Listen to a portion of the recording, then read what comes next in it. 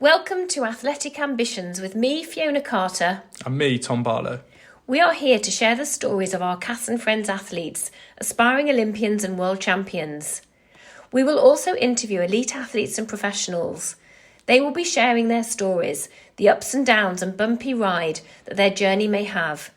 We will learn how they persevere and deal with setbacks, train and compete at the highest level, and how their mindset helps with every step of the way. So if you want to hear about our upcoming athletes and learn from the best, this podcast is for you. This is Athletic Ambitions, where every journey begins with a single step.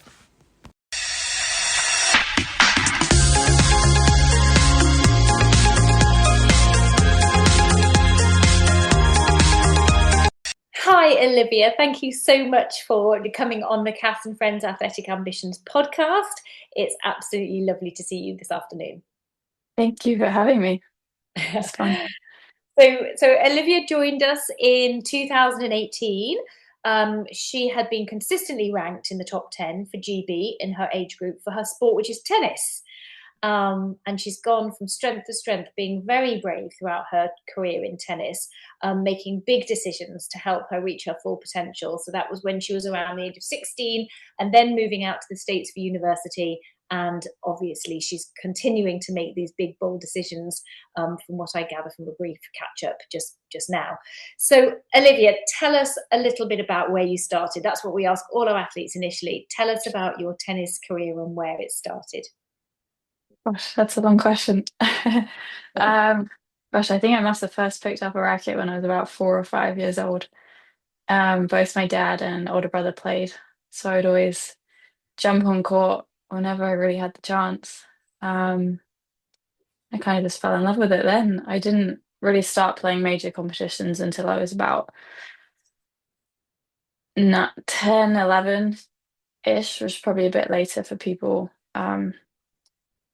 For like my friends in my age group and stuff. But yeah, I pretty much just took off and played tournaments right through till now, I guess. Yes. And your dad is a tennis coach. So was he the person, like, who inspired you to play? You said your dad and your brother were on court, so you sort of jumped on as well. Were they the main inspiration for you? Yeah, I think so. I mean, I can't see myself how I would have gotten into it if it wasn't for them. Um, so yeah, my dad has always been such a huge part of my tennis journey. Um, he's been with me through it all, so I can't definitely a huge inspiration for me. And, he helped me out. He wasn't necessarily my coach through juniors. He's always helped me out and been like a mentor and a guide, I guess. But Yes. coaching wise, I had a separate coach all throughout juniors. And then he would like help me when I wasn't able to work with them or stuff. But I think having that boundary probably helped too. Yes. And from what I know of your dad's personality, he's super calm. So it's quite Yes. nice to have a calm influence when you're playing a sport that can get quite, not heated, but parents in tennis can get quite involved, can't they? So Yeah. Yeah, having, I think I saw a lot of my peers and friends like all throughout juniors, their parents almost got too overly involved, and I would just kind of see the interaction, and I don't know, I kind of thought to myself I got so lucky with how um my dad and I kind of were with that, because I hmm. could see the effect that it took on, these kids. They just had so much pressure on them. Yeah, yeah, no, that's really nice. I know your dad, so it's nice to see that relationship and how it worked. And so, who was your coach? Did you have a coach in Cheltenham, and then did you have a coach in Bath? Tell us a little bit about your coaches. Yeah, so I had one coach from when I was, honestly, I can't remember, whenever I started playing at Oxtal's in Gloucester. Hmm. Nick Edwards was my coach there right up until I was 16. And then that's when I left to do my A levels at Bath and join kind of like their tennis academy in a way. Um, so yeah, but then that was obviously during COVID, so that kind of got hit down a little bit. But yeah, I had one coach I can't remember when I started working with Nick, but I was young up until I was 16. Yes, yes. Yeah. Tell us about, so we'll kind of split it up into sort of age categories. So up until the age of 16, can you remember what your sort of major tournaments were that you kind of felt you had some like super proud achievements up to the age of 16? Yeah. Um, I remember playing like little red and orange balls at Oxford actually. Yeah. But I think the first major one for me, I was 12 and under. It was like a national tournament in Hertfordshire. It was at Gosling Tennis Centre. And I can't remember if I seeded or not. It was such a long time ago, but I ended up winning it. I won the national, which was a huge achievement for me. And I'd beaten like these girls who had played for GB and stuff. And I don't know, I was still relatively unknown to some of the tennis people. So I think um, that was just really nice for me to kind of be the underdog almost and win it. Mm. And then that took me to, I think it was number 3 in the rankings in GB in 12 and under. And that kind of opened up some more doors for me, like opportunity wise. I was invited to national camps, and I was able to start playing up into like the 14s and stuff. And so I think that one was a huge achievement. It kind of opened a lot of doors for me, I would say. Yeah, no, that sounds very impressive, and actually quite nice that you'd only really started competing at the age of 10, and like you say, maybe these girls have been competing from the age of 5, 6, 7, and really been, Yeah. yeah, yeah, that's lovely. So at that point, then, when you were 16, you decided to move school and live with a host family so that you could train Yes. staff. Tell us a Yeah. bit about that decision. How did you go about making it? It was obviously a big, brave decision, and what was the thought process behind it? Yeah. It was a big decision. I remember still because I went to Denmark Road High School. And I was happy that I liked it. I think growing up and seeing how much tennis my friends who also, at the same level as I was were playing, I realized I wasn't doing as much as I probably should in a way. Um, and yeah, so I knew it. I knew some girls at Bath, and I think for a few months before that, I had been like an access player, so I could go up. I remember my mum taking me on Friday afternoons. I had like no lessons on school, so I would go to Bath. My mum would drive me to Bath. I'd hit for like 2 hours and then come back. Um, And I remember on one of the visits, my friend Grace was there too. She was a really good player. She actually went to college too in the States. And we were doing a session together with one of the coaches, and I think she told me then, "Oh, I'm going to move to Bath to do my A levels and train here full time." And I thought, "Oh, that's really cool," but I didn't think I could do that. Just like obviously financially as well, it's a huge commitment. Um, And I don't know, like, it would mean I have to move away from home. And so I wasn't really prepared to do that. But then I was thinking about it for some time, and I'm like, I don't think my tennis is going to progress that much if I stay where I am, if that makes sense. I don't particularly remember how the decision came about, but I do remember Grace saying she was going, I thought, oh, maybe I could do that too. Um, so yeah, I pretty much made that decision kind of late, I feel, but then, I applied to the school once I my A levels and everything, and figured out host families and stuff. I was lucky that I knew most of the girls there during my first year. We had a really good group of about there was 8, 10 of us, like majority of whom were like at my school, the school I was going to go to. Um, so I knew most of them, which was really nice. It was pretty easy transition. Um, but yeah, So was it? yeah. So obviously Grace had mentioned it to you. So then did you just kind of over supper one night at the family table just say, "Hey, mum and dad, I just think this might be a good idea. What do you think?" I honestly can't remember too much about it, but I think I just remember like feeling like I had to do something for my tennis. Yeah. I couldn't because I could see by this point like again I can't remember the ranking specifically, but I was always probably around top 20-ish. Mm. Um but I could see people like training more and getting better, and I knew I wanted to do something with it, with my tennis. So I was just yeah, and it seemed like a great place to do it. Yes. Um so yeah.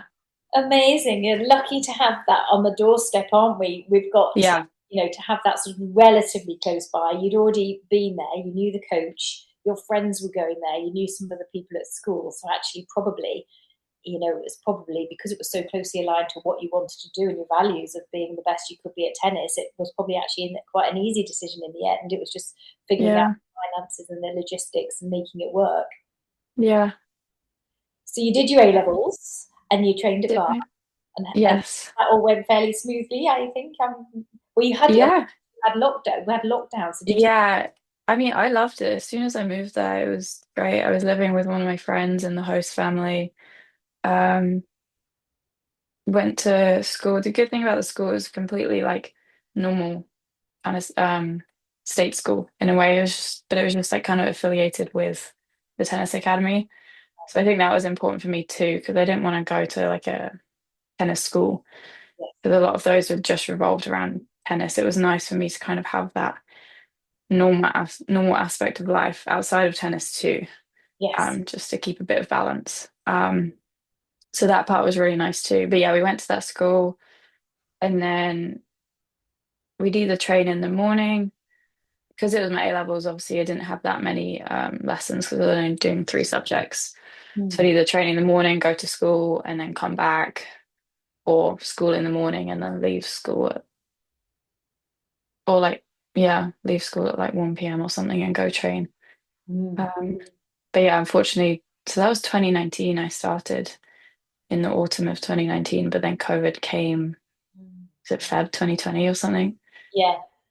So I got shut down, obviously locked down here, came back home, and then I didn't really, I mean, I think I can't remember when the world went back to normal, but I think it was, It's got to be a year later, hasn't it? Really? yeah, I remember going back. Did you sit your A The, levels? yeah, no, I didn't. But year 13, we went back to everything in person. There was just I had to wear a mask and everything like that. But yeah, no, I didn't end up sitting my A levels. They did a bunch of tests throughout the year and like teacher assessments and stuff. But no, I never sat my A levels. Yeah, yeah, that's right. And so then, but you got but so you did go back to do something at the school. How did you see your tennis progress? Because the purpose was to see your tennis get better and better. How did that Yeah, work out? good. Mm. I think it was definitely the right decision. No, really good. We were able to do some trips to some like international junior tournaments, which was helpful. I think the first I can't remember. I went to Bahrain on a trip where I won my first ITF title actually. Mm. I can't remember when that was. I think that was when I just got there. We Okay. went on a trip and I went with one of my friends who was also at Bath and yeah, I won the singles title and then we won the doubles title both weeks, I think. Um, so that was really cool. It was my first international kind of experience in a way. I had done a few ones before, but that was like the first big one. It was a 2 week trip I had done. Um, That's yeah, so yeah, to win your first sort of big ITF, that's super to yeah, singles and doubles. That's really nice. yeah. So that was really cool. And then I just played a few, um, they call them British tours, like adult kind of events throughout the year. And no, I definitely noticed my tennis getting a lot better. Um, and just everything. I had to do a lot for ourselves, but it was all set up in a way like, we had gym, we had an S&C coach, we had people who would talk to us about like the mental side of tennis and nutrition and all of that. So to me, it was quite new. I Mm. hadn't really had this before. I tried to go to the gym here and stuff, but it's not the same. We had a setup that was, yeah, I don't know, it was really good. Um, All those yeah, add-ons are so nice, and I suspect you've had those in the last few years. All the sort of sports psychology and the nutrition help and the S&C, all these yeah, things. It's like you need all of these parts of the jigsaw puzzle to make you the best athlete you can be. So having it all on tap and without having to think too much about coordinating it yourself is really nice. yeah, no, for sure. I think it was a big change, but slowly got used to it. Yeah, But it was good. yeah. Definitely. Amazing. Okay, so then you decided, I can remember you signing the paperwork, the photograph of you, I think, on the Cat and Friends Instagram, signing Yes. your paperwork. Because what happened next? Did you get scouted or did you look, or how did you make the move to San Francisco? Um, yeah, I mean, I think I always knew I wanted to go to the States to play college tennis. I think it was the done thing for a lot of Brits. I think especially for girls, the scholarship opportunity over there was just, something you couldn't really pass down. Mm. Um, so I think a lot of my friends who had just slightly older had gone, and I knew it was always something I wanted to do. So I feel like when I was being recruited, there were two like big kind of agencies you go with. So there was one I just signed with, and she was great. She helped me with everything. Did like, they sort of create like a resume for you, and then they send it off to coaches or colleges that they think that you're going to be a good fit at. Yes. I think is how it works. Don't quote me on Yes. that.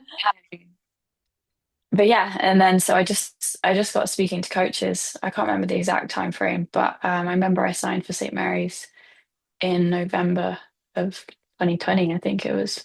Yes. Um, yeah, Did you have others to consider, Olivia, or did you just go with that one? Did you just go and see that one? I had a few others to consider. Um, I mean, honestly, not that many. I was just speaking to maybe one or two others. Mm. Um, but as soon as I spoke to the coaches at St. Mary's, I knew that was somewhere I wanted to go. Um, so when he finally my final call with the coach when he was like, "Oh, we'd like to offer you," I just got so excited. Oh, Um, yeah, oh, I can tell just by looking at your face now. So, yeah. what was it particularly about the coaches there that you liked and were different to the others that you'd been talking to? I mean, the coach there, funny enough, was British.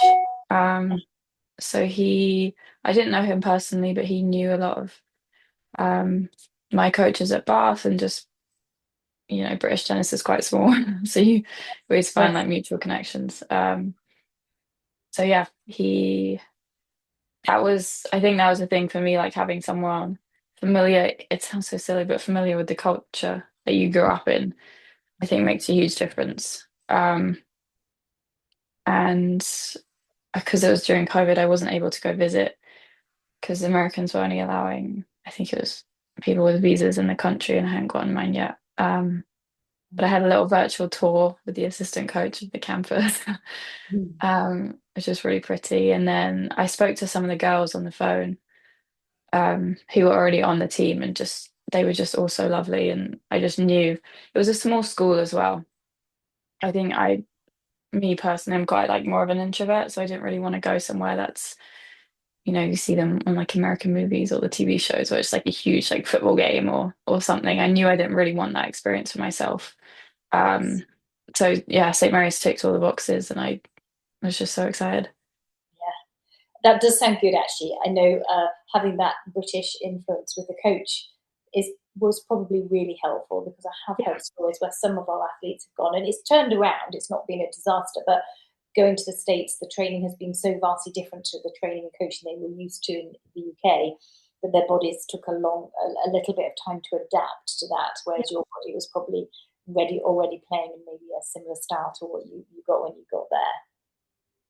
Yeah, I mean, it's definitely an adjustment for sure. I think I've seen through the years, even when I've gotten older through college, our freshmen that come in, I think as a freshman, you're always kind of, I don't know, a bit of a deer in the headlights, like regardless of how settled you think you might be, or it's just so different. I can't even really explain it, but it takes a while to get used to the training demands, the school, being away from home, to everything kind of accumulates, and it's very different, and it's a period of adjustment for sure. But I think once I got the first month or two out the way, it was great.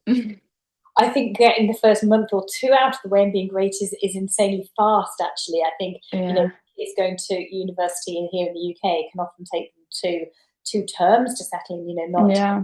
following year. So So a couple of months sounds amazing. So what tell us what it was. What was the adjustment? You got to start cooking maybe, or maybe you had some meals already, or the training might have been a bit different, and then different education system. Tell us a little bit about it. Yeah. I mean, I think I had to go on my own. The original plan was for my parents to come with me and settle me in and stuff, but obviously because of COVID restrictions, they were only letting people with visas through, and so I had to go on my own, which with hindsight was probably the best thing that could have happened to me. Kind of being dropped in at the deep end was I had to figure everything out myself. Um, but I guess the good thing about going to or like on a team, I had 7, 8 girls around me who were strangers but almost became family like instantly, just because you're with them pretty much every day. Practice, I had class with some of them. Um, and I don't know, I mean, I think I arrived there on a Thursday and we started on Monday, so I pretty much just got dropped in at the deep end, straight into it, class schedule, practice, everything. Um, I was in the halls for the first year and living with a teammate. Um, so yeah, I mean, I got lucky that I had people around me that I could go to. I wasn't necessarily like on my own, although I didn't know these people that well at all at Yeah, first. yeah, I knew they were always going to be there for me regardless because they were my teammates. So that aspect was really nice, and I think it helped a lot. Um, but yeah, I know I went to Bath, but I don't know, being 5,000 miles away from home, I was also severely homesick for the first couple of weeks. I yes. remember calling my mum like crying.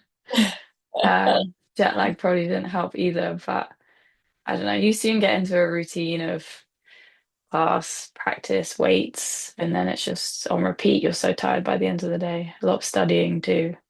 Yes. Um, so soon takes your mind off home a little bit. Yeah, definitely helps. So what was the training like? How intense was it? Pretty intense. I mean, this was talking 5 years ago now. I'm trying to take my mind back, but yeah, I mean, we'd have team practice in the afternoon with everyone, weights 2, 3 times a week, and then we could kind of request individuals if we wanted to practice some more on our own, um, stuff like that. We do a lot of fitness, and I love running, so that was great for me. Oh, do you? That's nice that Yeah, you love running. So yeah. what sort of fitness was it? Did it entail? Was it? Yeah.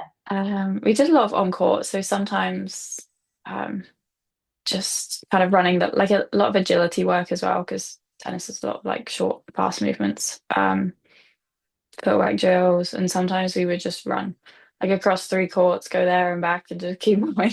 Yeah. Brilliant. Um, but yeah, there was something. It was nice to kind of obviously like physically suffer, but I really enjoyed the team aspect of like everyone doing it together, and I don't know, kind of I feel like I thrived in that environment, being a part of the team in that Yes. aspect. I've interviewed somebody a lot older than you who was a swimmer, and he managed to get the qualifying time for the Olympics. He never went to the Olympics, but he did twice get the qualifying time. And he said that he always raced so much better at college when he was at American college, and when he was with his team, he raced so much better. So it sounds like perhaps this whole team environment also suits you a lot better. Yeah, I think so. And I think for tennis, it's such an individual sport. It's so unique in college tennis because you're taking 8, 9, 10 individuals coming together to strangers trying to fit into this team. It's Mm, a really weird, so it's weird if you think about it. You're just taking 10 random people and trying to yes. make a team out of it. It's not normal. No. But I think there is something great about it. If you can all work together and push each other to a higher level, it can really take off. Yes. So your coach, were they very much involved in making the culture of the team what you wanted it to be, and you all worked together on that? Yeah, I think so. I mean, I think you're never going to find someone's that's going to say their 4 years was absolutely perfect and everything was, great. You do have ups and downs for sure. And I think um, there are going to be things you disagree on with your fellow teammates, the coaches, everything. But Mhm. um, yeah, for the most part, it was great. And I think so. I only had that coach for my freshman year. Unfortunately, he left after my first year, which was I was really sad about because he was such a great coach. But then I think I got lucky with the following coaches, and I mean, all of them contributed to a good team environment.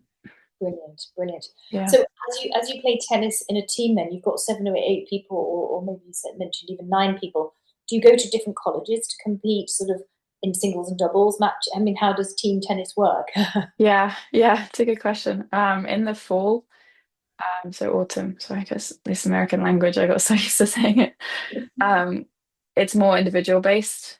So we would go to, it's kind of a bit like tennis tournaments back here. You would just travel as a team and play individually against whoever, whether like all colleges would bring their team and you play against a bunch of different girls. Yeah, Um, but in the spring, that's when the team stuff starts. And so as a team, you play against a different college. So let's say, I don't know, we had who did we have? And we had a bunch of people like we played Stanford. So we would go down to Stanford and play their team, for instance, and it's um, six singles and then three doubles. And then so you play three doubles. Whoever wins two out of three matches wins the doubles point. So that's just worth 1 point, that doubles. I see. And then six singles are each worth 1 point each. And it's first to 4 points. Okay. If that makes sense. It's really confusing. I'm probably not explaining it very well. No. That makes perfect sense. And how did you feel that it enhanced your game playing that way in the spring, or did you find you're playing better in the autumn when it's more individual? Um, Or a bit both, a bit the I same. personally felt like it, I mean, probably a bit of both. My sophomore year, I had a good fall, but I think I really enjoyed competing part of the team because in the fall, you're kind of playing, you're not always, obviously, you're not playing for yourself. You're wearing your college, clothes and symbol and everything. You're playing for something bigger. But in the team, I think that really came to light that you're playing, you're really not playing for yourself anymore. And I loved it at home because the past couple of years we played six in a row. So I had teammates beside me and, we'd high five each other like after a point or something. And it was just so nice to play with, you know, with your team and people who became really close friends of mine. So that part was really cool. Yeah, amazing, amazing. Which year or half a year do you remember as being the one where you sort of had the most fun and the most good games or impressive games? Yeah. Um, I'd say my junior spring and the whole of my senior year was just really fun. I think, yeah, my junior spring, that's when I had a rough fall. Um, Mentally, I struggled a lot with my tennis. I wasn't playing well. I had just come back from a small injury in the summer. So I think that was playing on my mind a little bit. But I think what made the spring so much more fun, I was just able to turn it around and really, play well for the team and get some wins. Um, so that kind of made it all a little bit more worth it in a way. Yes. What Yeah. do you think, can you put your finger on what you think helped you turn the situation around?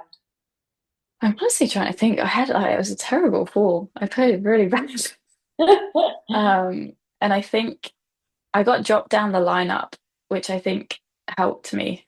So they normally order it in your best player at one, and then you kind of go, no, your worst player at six. That sounds bad, but they kind of go down the pecking order a little bit. Yeah. Um, so my sophomore year, I played three, but then junior year, come lineup time, I was dropped to five, which honestly probably the best thing that could have happened. Because I was able to get some confidence and some wins down there. And I don't know, it's like not that I won every match, even though I lost. I think I had lost like 4 or 5 matches that spring. Even then, I feel like I was competing well and everything. So I was much happier down there, and I think it allowed me to get my confidence back just in time for senior year. Yeah, well done, well done. Is senior year your last year? Is junior the Yeah, first? yeah. Was it a 4-year course? Yes, yes, I had a full year. Yeah. So tell us about the senior year. What happened in your final sort of year Yeah. It was good. I think as you kind of progress throughout the years, like third, fourth year, you kind of become like upperclassmen in a way, and you kind of not lead the team. We didn't have captains on the team, which I personally quite liked, and everyone could kind of contribute what they could. there? Um, but you are obviously an older member of the team, so you kind of have to lead by example and for the younger people. So that was a different role for me. My sophomore year, I was still kind of looking up to the people who were third and fourth years at the time, but now they had left. And Yeah, suddenly I found myself as the oldest, one of the oldest people on the team in my third year. So that was definitely a shift. And I had to take on a more responsibility in a way. Um, but yeah, senior year was it was fun. I think I remember making in the fall in one of the individual tournaments, I made the last 16 at regionals, which the previous 3 years I hadn't even won the first round. And I remember beating a girl from I think it was UW. She was seeded as well, so that was a very good win. I wasn't expecting to win at all. wow, that's amazing. Beat her, and then I had to go. I had an hour off, and then I had to go back on for my next match. And I remember losing the first set like 6-1. My coach coming on court saying, "Okay, let's just forget about that set." And I was exhausted. My legs, I was just not playing well. But I managed to dig out a win, and yeah, that having the whole team behind, like the fence supporting me as well, was really nice. And um, so yeah, I think that was the highlight of the fall. Um, and then yeah, pretty much after that went into spring, and I think because it was my last year, junior year, I was freaking out a little bit more, thinking, oh my God, I only have one more year left. Like, what am I going to do? Yes, Just, but senior year, it came to the point where I was just like, I can't think like that. I'm just going to try and enjoy every moment. So I was just loving life on the court, wins or losses. I was just like, eh. yeah, just Ended living. up having exactly, and I think that mindset helped me. I ended up having a really good year. Um, so yeah. Yeah, that's fantastic. So that regionals where you clinched that win in the second match you had to play, that sounds amazing and just a real confidence boost for you. Are there any other similar matches where you felt, oh my golly, I was really on the back foot, but I've turned it around? Yeah, we had a few. I think it was both in my junior year, actually. We played away at Fresno State, which is about 3 hour drive from us. And the doubles point, I played really bad. I felt that I let my partner down quite a bit, and we lost the doubles point. And then I remember our coach having like a little talk with us and saying certain things. I was like, oh, that was definitely aimed at me. Whoops. But then we went back into singles. Um, and it was 3-all, and I was the only match left, so it was decided on me of whether we would win or lose this match. And I think they were potentially ranked at the time. I honestly can't remember. They were ranked higher than us, so it would have been a good win. And I wasn't playing my best, so I'll put it that way. The coach on my court, I felt bad. Probably kept snapping at him. I was so mad. Um, but yeah, I managed to stay calm somehow and ended up pulling out a win. And because it was the last match, you often have the girls in the team kind of lined up on the next court. So so they're like meters away, they're all watching. Mm, Um, so it's so nice. But then you also have the other team lining up for their player and like heckling and stuff. So it's a tough environment and it's very stressful because I'm like, if you lose that match, you feel like you've just lost the whole. Like I know other people in your team have lost, but it all comes down to you. So it's a lot of pressure. But I managed to dig out a win somehow. So we won the match 4-3. And I think I just remember sitting down on court. I can't quite believe I had won. I was just exhausted. mm. And then the team comes running over and we won. So I think that was one of my favorite memories. Oh, Um, but yeah, I had a similar event at home actually. It was Easter break, so my parents were here, or I say here, in Moraga at my college. And we were playing Portland. It was a huge conference match. So if we won, I think we clinched to go to the tournament If we lost, we still might have made it if we lost. I'm not entirely sure, but it would have been more tricky. Mm. And same thing, played terrible in the doubles, but 3-all singles. It comes down to my court, and I think I won 7-5 or 6-4 in the third. And everyone just, even the men's team were practicing, but they just came running over and screaming, and it was great. But I think that one's really special for me because obviously it was at home, but because my parents got to see it too, and they'd never really seen me play in that environment before. Oh, that is so nice. That's so nice. And how come all of it, like this final match, seems to be coming down to your match? I So what? know. I don't know why I did that. I think sometimes I had a I try and make points longer because I wouldn't really miss that much. Um, but yeah, I don't know what. I mean, sometimes it's just luck. Sometimes, Yeah. a lot of the other matches had just finished too, and it was kind of all in quick succession. But Yes. yeah, It's not like your coach chooses the person who plays the final singles match. no. So we all play at the same time, pretty much. Yeah, so we all play at the same time. It just depends on whoever finishes first, and because in those two instances I went into 3 sets, so it's probably naturally going to be a little bit longer than I some see. others. Yeah. Oh, I see. I was imagining the matches went one after the other, and you just happened to be Oh, the I see. all Yeah, that. no, God, that would be stressful. That would be so stressful. I was like, that's Yeah. not fair. It's always on you. Yeah, no. Yeah, no, we all started and at the same time. Yeah. Yeah, amazing, amazing. So what because tennis is one of those things, it can kind of like you can win you can win a point and then you can lose a point and then you can just kind of like lose 5 or 6 points in a row or something awful like that. What happens in your head when things like that happen? Stress. I think we had I mean throughout college we were able to access like psychological support, Mhm. if that's the right word.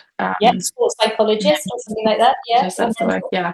mentor. To kind of help with aspect of the game because it is, especially in college tennis, it's so there's such a big mental side to the game that I don't think many people realize. Like we all go out every day and try and hit our shots better and work on our serve and whatnot, but the mental side is just as important, if not more, especially in those pressure situations.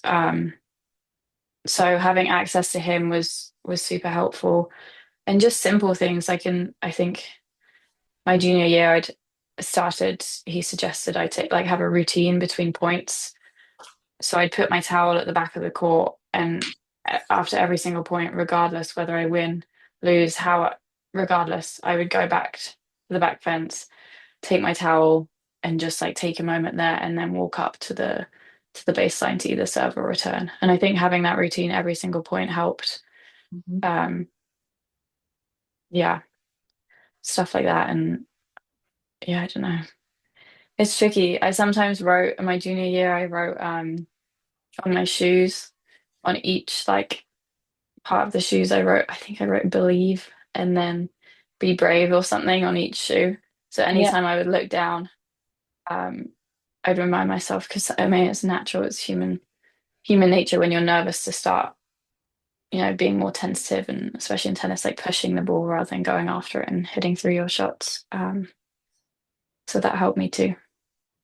I think in any sport where it's very technical like that, the moment you start thinking too much, you start losing all sense of flow and playing so much Yeah, like you're putting in a way more effort, but not actually achieving anything. Whereas if you just play as you naturally do in training, then it looks and feels effortless because you just connect to the ball on the right part of the racket, and it just looks so much easier. The harder you try, yeah, the worse it is, I guess. yeah.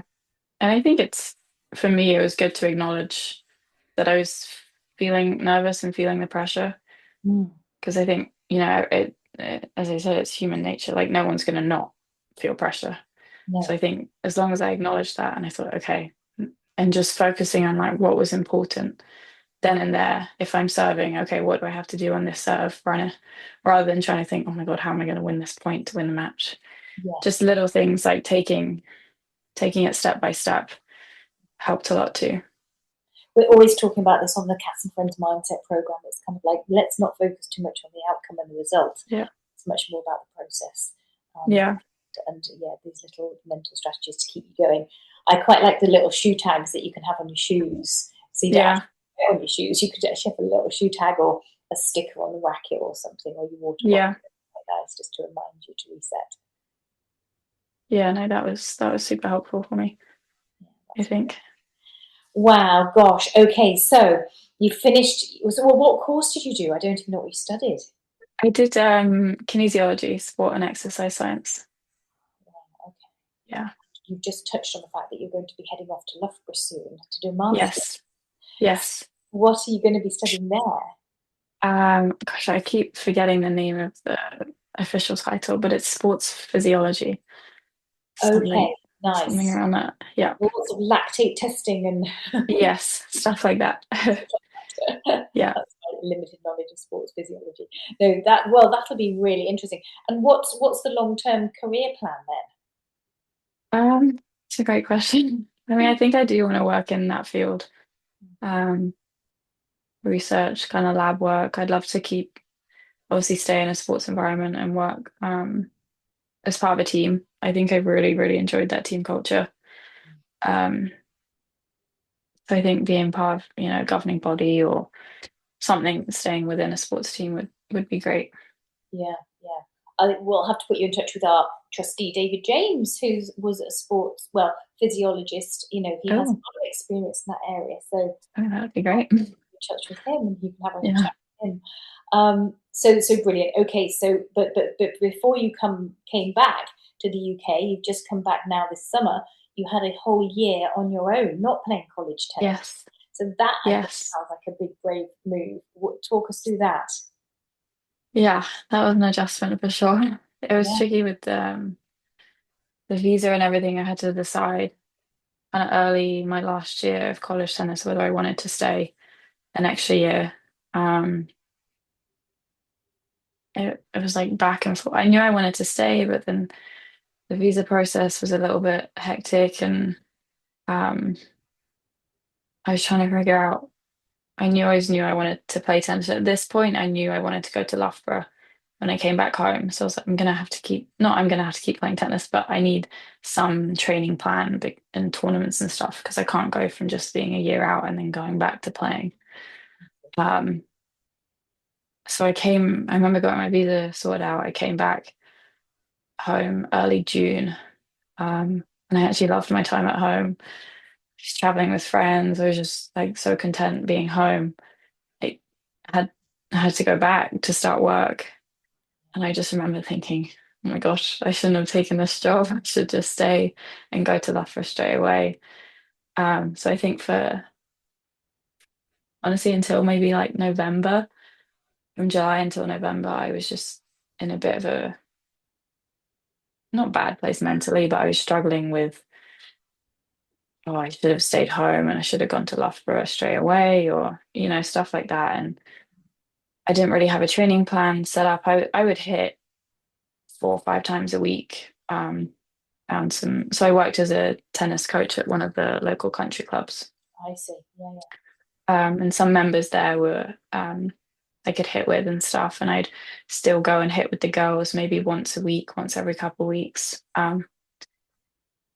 But it definitely took me, I mean, what's July to November, like 3 or 4 months to figure out a routine um, with life outside of college tennis because suddenly I loved it and hated it at the same time. I loved it that I got my independence back in a way and I could do what I wanted to do when, if yeah. that makes sense. With college tennis, it's very structured, your class practice and this. But then I also loved that because it gave me something to do. Sometimes when I started work, if I didn't have work till maybe like 1, 2 p.m. in the day, I was like, oh my God, what am I going to do with my morning? Yeah. I suddenly had free time after 4 years of really not having that. Mm, Um, and I think with that free time, I just start to think, oh gosh, have I made the wrong decision here? mm.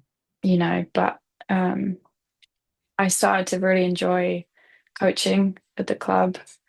Um, I found a coach that I was able to work with for myself and I like helping me still improve and I kind of not that I fell back in love with the sport. Not that I really ever hated it, but I think just that adjustment made it difficult um, to really want to play tournaments and stuff like that.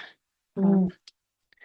Because I did go to one tournament in August. That was the first one I went to on my own in San Diego, and it was only 4 days, but I don't think I could have envisioned how hard that would be traveling by myself. I got flight down, Uber to the hotel. I was staying, no car. I was staying at the hotel by myself for like 4 days. I didn't really know any of the girls too much, so I was just Ubering to the tennis center, playing my match, going back. It's again kind of like lots of free time.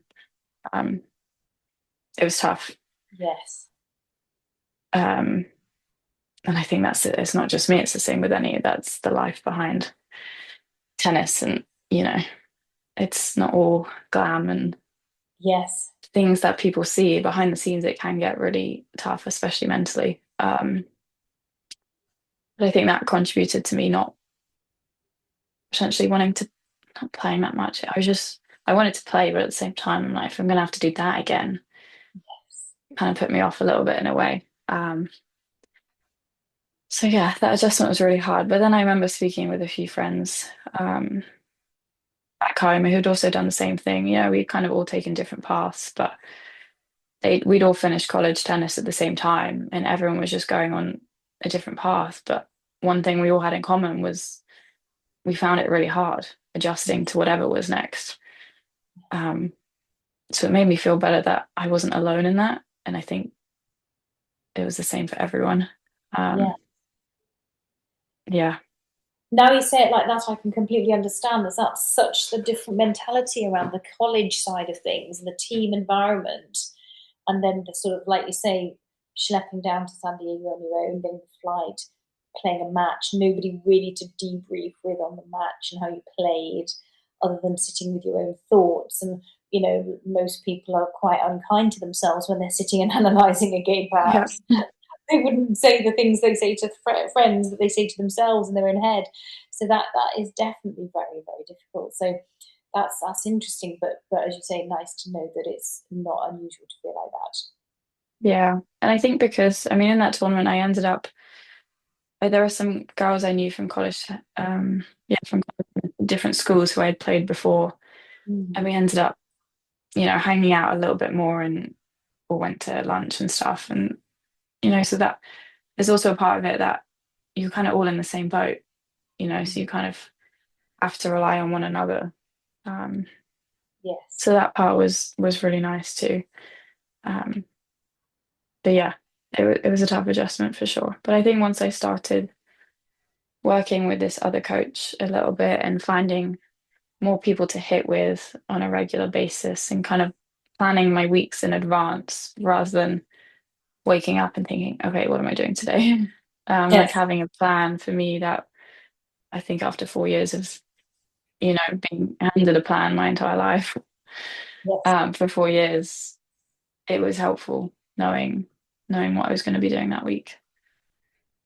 Well, not just the 4 years in a way, Olivia, for your whole real school life, you're handed a I plan mean, on yeah, that's true. what to do from age 4 till the age till Yeah, you're 23 probably, or 22. yeah, So yeah, yeah, huge. So whilst it was very difficult at the beginning, it probably grew up way more in that year than you realised you did, yeah. and gained so much more experience in taking that year. And at the time, you might have regretted it, but perhaps looking back on it now, how do you feel? It was the best decision I could have made, was Mm. taking that year. And I think I was telling myself, and I confided in a lot of friends, and they were helpful. And it was just kind of like you've made the decision. There's no necessarily right or wrong decision, but you have made it. Just stay out there in California. So I'm either gonna whinge about it or kind of like try and make things a little bit better.